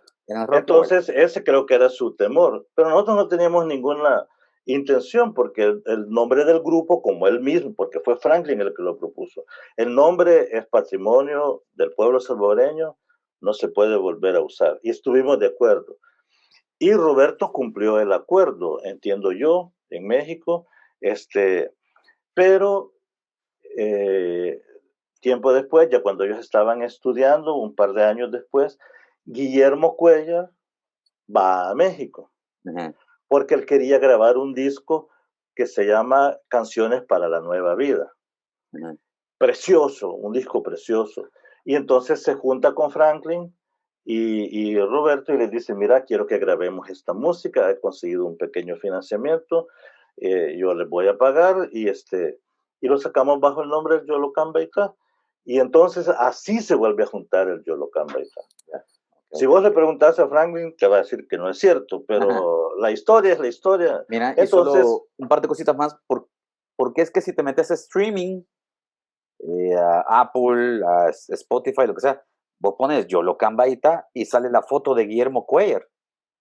Sí, o sea, no es ni siquiera miembro fundador, pero es porque Guillermo se ha encargado de hacer lo del streaming, o él, ¿cómo se llama? Formó parte de la grabación en Nicaragua y de en adelante, porque si me preguntan cómo se llama, como que me digan, ¿cómo se llama? Que Adrenalina, ¿verdad? Y no sale ninguno de los miembros fundadores, no sé qué opinas tú. Sí, pues fíjate que, mira, nosotros, particularmente yo he sido muy dejado en eso, ni siquiera nunca nos dimos créditos por las canciones, ¿verdad? Las canciones más conocidas del Yolocamba en El Salvador de esa época o son de Guillermo, o son mías, o son de Álvar. Sí. De hecho, Franklin nunca hizo una canción durante todo ese tiempo, no hay una sola canción. Y hay canciones donde él ni siquiera canta, ¿ves? Como por ejemplo, hay una canción que se llama Homenaje al FMLN, por cierto, que la hicimos el día que el FMLN se formó el 10 de octubre del 80, estando en Bonn, en Alemania. Ahí Franklin no participa, entonces él no canta ningún solo. Es una canción colectiva, ¿verdad? Entonces, Guillermo se tomó la molestia ahora de ordenar el repertorio y de meter las canciones en Ok. las redes y en estas cosas. Y quien Y, cocina decide qué ponerle, si mucha sal ajá, o poca pimienta, sí, eso. pero Guillermo ha sido muy cuidadoso de no usar las canciones que no son de su autoría o que no son de autoría Ya, colectiva o que ya. son de autoría particular. Y solo para dejar Porque también en el podcast, Manuel Gómez no aparece en ninguna grabación de las legendarias sí, no, no, 80, no, no, él ya no no. estaba. Manuel ya no estaba porque del 77 él desaparece. Él inmediatamente decide entrar al mundo de la fiebre amarilla, No, él va a un grupo que se llamaba Yerba Mala, hierba que mala, ¿ok? una marihuana, una hoja de marihuana era el logo de la camiseta. Yeah. Ajá, Sí, sí, sí. Entonces, ajá. entonces después ellos regresan a El Salvador después de la firma de la paz Ujú, y reorganizan el grupo, básicamente creo yo que por razones económicas y de sobrevivencia, e invitan a gente, y entonces así es que ha habido ya, otra gente más, como exacto, o este sea, Quique exacto. y otros, y a mí yo siempre estuve de acuerdo con eso, No, si porque vos yo ya nunca he tenías tenido, exceso, vos ya tenías pues, exceso. sí, Mira, eso es y para otro episodio, para exceso. eso es Mira, otro episodio. Paulino, solo dos preguntas más. Va, la primera, ¿es factible en este mundo post bueno, todavía estamos en la pandemia, por favor, ¿verdad? Pero ¿es factible una reunión de los miembros originales o no te interesa, no es posible, no vale la pena, no quiero? ¿Cuál es la respuesta? Bueno, los miembros originales nos juntamos antes de la beatificación de Monseñor Romero por iniciativa de Roberto. Ujú, Cuando se anuncia que Monseñor Romero va a ser beatificado, Roberto nos dice, miren, aquí hay un llamado a que nos volvamos a juntar y es de Monseñor, ¿verdad? Juntémonos y van a mi casa a desayunar, Manuel Gómez, Roberto Franklin y llega Joaquín Mesa, que él fue siempre un testigo de lo que nosotros hicimos y después de eso tocamos, pero sin Manuel, porque Manuel no pudo, en Chalatenango, y de ahí nos hemos vuelto a juntar varias veces. ujú, Viene lo del Premio Nacional de Cultura, exacto. y entonces que nosotros, bueno, por ejemplo, toda la documentación que se presentó al premio fue una iniciativa mía, yo estructuré toda esa información, Exacto. ¿verdad? Entonces fue una iniciativa mía, Pero un show pero teatro con el acuerdo. presidente, un show teatro No, presidente, Yolo no, vaya, Cambaíta, miembros originales, ¿es mira, factible, no es factible, no les interesa? no, Franklin es el que se opone a eso. ¿Por qué?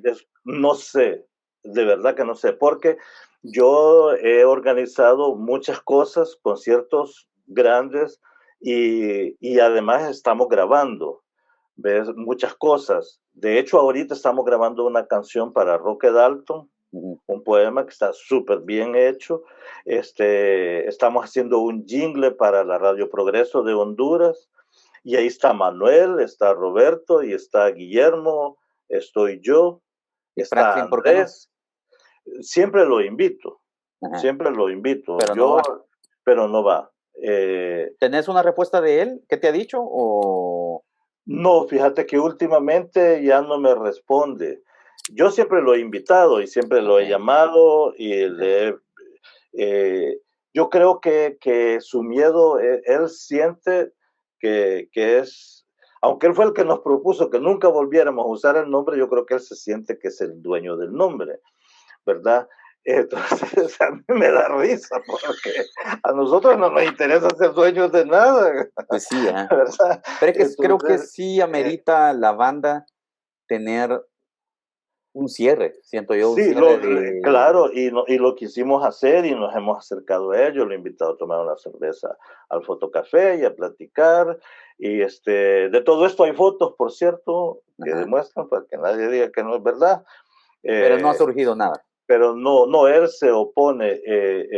Pero hemos hecho cosas importantes, por ejemplo, vaya, cuando el Papa llegó a Panamá hace unos Ujú. años a la Jornada de la Juventud, ¿ves? Y allí colaboraron todos menos Franklin, Es diferentes. momento que meta la mano peluda Moisés Anaya. O sea, prometo meter mano porque Bueno, vos tiene sos que un haber gran cierre. productor, vos Tiene que sos un haber gran cierre. productor. No puede ser que yo la cambayita no tenga un cierre como se merece. Yo no lo entiendo, Sí, no lo entiendo. de hecho, en el Premio Nacional de Cultura tocamos, Yo sé, ¿verdad? Y pero a pesar de que Franklin no quería que tocáramos y que la gente no sabe, pero me estuvo pegando con el bolillo de la marimba por atrás porque quería que yo llevara el ritmo como lo marcaba. Vos ni te diste cuenta que estabas ahí, pero no, yo yo estaba disfrutando estaba. tocando, Yo, pues sí, y entonces... mira, solo para contarle a la gente un poquito de ese show, éramos 50 personas asistiendo. A mí me invitaron por haber formado parte del equipo de Sí. jurado. Eran 100, creo, porque había 100. Para haber elegido a Yolo Cambaita con el Premio Nacional de Cultura, que les repetimos, fue un proceso, ¿verdad? Y nunca le dijimos a nadie que éramos jurados, al menos yo. Y es la vez que más ha deliberado el jurado en un Sí, premio, es la en que la más historia. porque habían varias buenas propuestas, Sí. pero Yolo Cambaita termina ganando y con justa razón. Pero sí les quiero contar, por eso es que me interesa lo de la reunión y si se puede meter mano, porque esas 100 personas que estábamos ahí vivimos algo único y se sentía algo. Cuando usted está en un show y usted siente algo, es porque es algo especial. Y en esa tarde sentimos algo especial. Había un zzzz, Sí. y la gente me dice, no, pero eso solo sucede para los grupos de rock. Están muy equivocados. Era como que si los Stones se estaban juntando después de mucho tiempo. Vi un par de personas llorando, no sé quiénes eran, pero estaban llorando. Y yo, hey, ¿qué les pasa, verdad? Yo estaba disfrutando. A mí me importaba, o sea, los pleitos de ustedes, a mí me vale madre. Y es que Yo pleitos estaba, no hay. yo estaba no, o la falta de pleitos. Sí, exacto. A veces los pleitos son necesarios para solventar cosas. Entonces, pero yo sí sentí algo especial, había una vibra diferente y, Sí. de esa manera quería cerrar este episodio de Canción 503. Paulino, muchas gracias. No te imaginas cómo te agradezco estas 2 horas. No, y yo particularmente a vos estoy muy contento y te felicito por esta iniciativa que es única creo yo en El Salvador y quizás en Centroamérica. No conozco otra experiencia como esta y echarle ganas. Yo estoy, ya sabes, a tus órdenes como siempre, ¿verdad? No, y la gente, solo para que se entere, faltan 2 episodios con Paulino. Pasa el episodio de exceso de equipaje, que es una historia de más de 20 años. Y hace falta también la historia de Paulino Espinosa como gestor cultural. Y eso es otra historia. Paulino es el responsable que un individuo se haya bajado el pantalón y nos haya enseñado las nalgas a adrenalina en pleno concierto. Paulino es el culpable, ¿ok? Entonces, es de mis mejores recuerdos de la vida. Me voy a morir con ese recuerdo, que Paulino lo causó. Entonces, nada más te quiero agradecer, No, Paulino. me eché la culpa. Vos fuiste. Muchas gracias. Paulino, un abrazo. Mil gracias. A vos, un abrazo fuerte a la orden. Hace casi 160 años, Frederick Miller compró la cervecería Plank Road, situada en Milwaukee, Wisconsin. Recién llegado de Alemania, Frederick y su esposa llevaban con ellos una bolsa llena de levadura especial y el sueño de triunfar en la industria cervecera. Mucho tiempo ha pasado en el Valle Miller, donde en 1985 elaboramos por primera vez Miller Genuine Draft. Desde entonces hemos mantenido la visión original de Frederick, utilizando el mismo proceso y los mejores ingredientes para hacer una cerveza super premium filtrada 4 veces, que generan una suavidad excepcional. Sabemos que Frederick estaría orgulloso. Miller Genuine Draft. Canción 503 es gracias a una cortesía de ProMúsica. ProMúsica, entretenimiento y música a la medida para su evento. Y The Great Marshall, Men's Grooming Parlor. La experiencia de Great Marshall es la de cortes clásicos, música y estilo para los que saben. Haz tu cita al 7743-4284. Nuestro protocolo de seguridad para nuestros clientes y staff nos permite atenderte como te lo mereces. The Great Marshall, Men's Grooming Parlor.